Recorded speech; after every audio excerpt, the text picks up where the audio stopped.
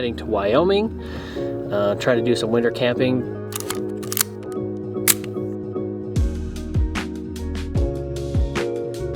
What's up, friends? Here in Pocatello, stopping for a little gas, some firewood for my solo stove that I just picked up, which I'm very excited about because I don't feel like digging the snow out of my fire pit on this trip. Grabbing a little bite to eat while we're on the road, and about another 2 hours to my destination, heading to Wyoming. Try to do some winter camping, test out this diesel heater we got. The weather's not as cold as I thought it was gonna be, which is kind of nice. It's 50 right now, which is crazy to be 50 in February, but you know, we'll take what we can get. I don't think I'm gonna need the heater, but it'll be nice to warm up and hopefully take some beautiful photos of the Tetons while we're out here. I have a medium format digital camera with me, my medium format film camera, my R5, and my Leica, so actually both Leicas. So yeah, we have all the cameras we could ever need, and yeah, hopefully make something pretty.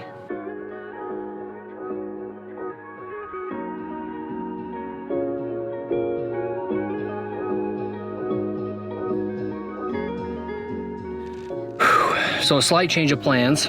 I was gonna hit the barn this evening and try to get that shot today and tomorrow, but the road is closed both directions about a mile away from the barn, and it's pretty blown over and it's deep ass snow. I have gaiters, but I did not bring my snowshoes, did not plan for that. So I'm gonna assess again tomorrow. I found a really good spot just to shoot the Tetons in the morning because it is perfect right here. But I might try the hike again in the morning when the light's better, because the light's pretty much off of the mountains now. It's kind of behind them, so it's not really worth me hiking all the way out there. So unfortunately we didn't get that shot, but we got a bunch of really beautiful stuff already on the way here. And so I'm gonna head up into the hills here and see if I can't find a little spot, dispersed camping, that's open still. That's the struggle out here in the winter, is most of the roads are closed. So trying to find a spot that's private and open is the goal. If not, then we'll audible and find something else. Got my food heating up in the pouch there. Heated up some water in the jet boil real quick and try to eat that while I warm up by the fire. I knew it'd be tough to find a camping spot out here because most of the roads are closed in the winter out here in Wyoming, and I knew a lot of the camp spots would be tough to find. I did find a little spot that's got plenty of room for a truck and, you know, picnic table. You know, it's probably technically closed, but there's no signage saying not to. So it's the only thing I found, and I didn't want to go and give up and find a motel or something or a cabin. So we're giving it a go. That being said, about hard to find places to camp, I knew finding a fire ring would be tough, and I've always seen these solo stoves out, and they're, you know, pretty rad looking. I did not anticipate it being how good it is. You know, I just thought it was a round mobile fire pit, but the airflow that comes in from the bottom and the way it just fired up immediately, you know, protects it from the wind, but then, you know, you get plenty of oxygen for the fire, is pretty great. And it's cranking heat. I am not cold at all. My face is actually pretty toasty. So yeah, really excited for the stuff I shot today. It was just, the light was hitting perfect. The clouds were coming over the peak there, and it was just magical. I'm so stoked on the photos I shot, and glad I finally got a spot here. It's not supposed to be a brutally cold night, but I am excited. I got my diesel heater with me too, so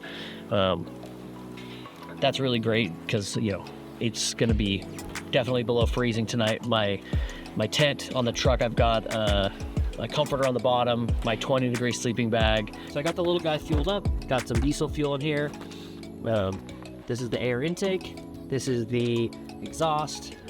That gets super hot super quick, so don't touch that. I wired up this. It doesn't come with the wiring harness you need to plug it into like a Gold Zero or one of the Anchor batteries. It just has this little plug, so you literally just get this off Amazon, just like a car adapter, wire it together, super quick, super easy. It needs a little bit of power to run all night, run the electronics and the controller, which is great because it's got Bluetooth, so I can connect to it from my phone, control the heat from my phone, or it's got a little clicker remote too to turn it up and down, so you don't have to get out of your tent or whatever you're using it for to adjust it. So I'm gonna set it up, because I'm gonna brush my teeth and let the tent warm up while I'm brushing my teeth, and then I'm gonna climb up there and go to freaking bed. But this black tube is the one it comes with. It's pretty stiff, and it's not very long, not super useful. So I bought one of these little adapters, like a step up to the 3 to 4 inch adapter for the dryer hose. I just got it at Home Depot. So this is pretty long, super flexible, and pretty durable. So this should go up to the tent window. You do lose a little bit of that heat through the tubing, which is too bad, but you know, it is what it is. Better than having nothing. So I'm gonna throw this guy on here. We got the tube ran up into the tent. I'll show you what that looks like from the inside here. Pretty great. I could probably use a little bit longer of a hose, but I like to angle it down and away from me and down on the floor because heat rises. So angle it kind of away from my face and then just kind of down by my feet, and then it kind of circulates within the tent here, which is nice. But we're gonna go ahead and fire this up here. Turn the 12 volt on. This should start powering up. Holding the power button. So this is it on the early stages of heating up. You can hear the exhaust starting to come out there, and this is kind of the knocking sound you'll get. So this is what it sounds like when it's running. It's just that constant little ticking, and then just the exhaust sound. Not overly loud. If it's touching the truck, it's kind of reverberating through, but this is what the app looks like. It doesn't make any damn sense. Air Heat Bible, sure, but it does work pretty damn well. It warns you not to use this in a closed room.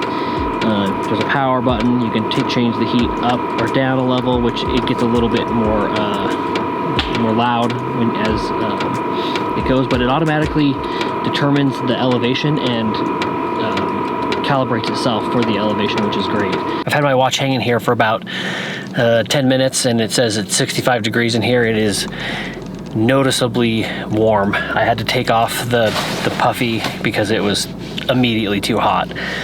My toes are pretty cold from standing out in the snow, but I got my sweats on. I'm gonna get cozy up in my sleeping bag and go to bed. I'll let you hear what it sounds like from sitting on the box on the ground to in here, but it's not super loud. Heater lasted all night, still going this morning. I don't know what the temp is outside, but it's probably around 65 degrees in here. And it's pretty windy, so we're probably losing a fair amount of heat pretty quickly. It was warm enough that I didn't wear my beanie at all, didn't need a jacket, and I was hot several parts of the night last night. Okay, it's only like 30 degrees according to the truck, so didn't get terribly cold.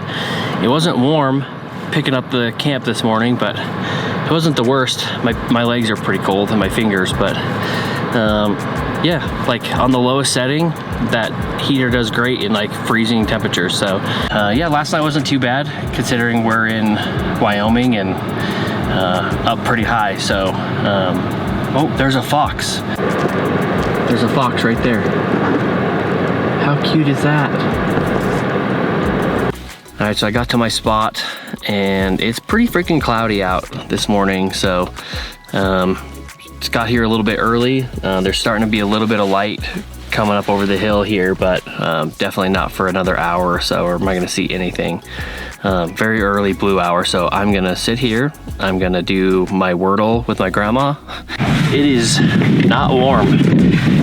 Waiting on this light, and hopefully that the top of these mountains will uncover, but we're gonna make some coffee in the meantime because I am freezing and I need my coffee. So we're gonna throw this bad boy on here. Lighter. This truck is this tailgate's little ridges. I don't know, I'm sure there was a purpose, but it makes setting stuff on here such a pain in the ass. But, you know, we out here. So sitting here waiting for the light to happen. We're getting a little bit of the cloud removal off of the top of the mountains here. Got both medium format cameras set up, got the Hassie and the Phase 1, both looking great. The clouds are kind of blocking my sun back here in the distance, but what's really cool is there's two packs of coyotes, one directly west and some to the south, and they are just kind of calling back and forth to each other, which has been quite a delight sitting here waiting for the sun to peek out of the mountains. Hopefully we get a little bit more of that.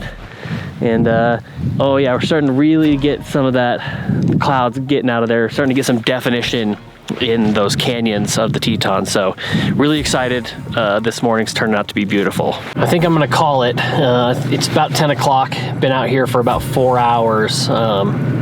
In between some of the light, I made myself some breakfast. That jet boil just makes for perfect quick meals. Not trying to cook anything out here in the wind.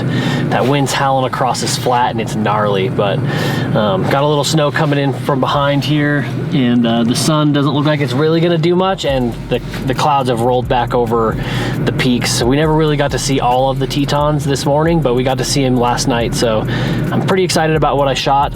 Shot a ton of different stuff.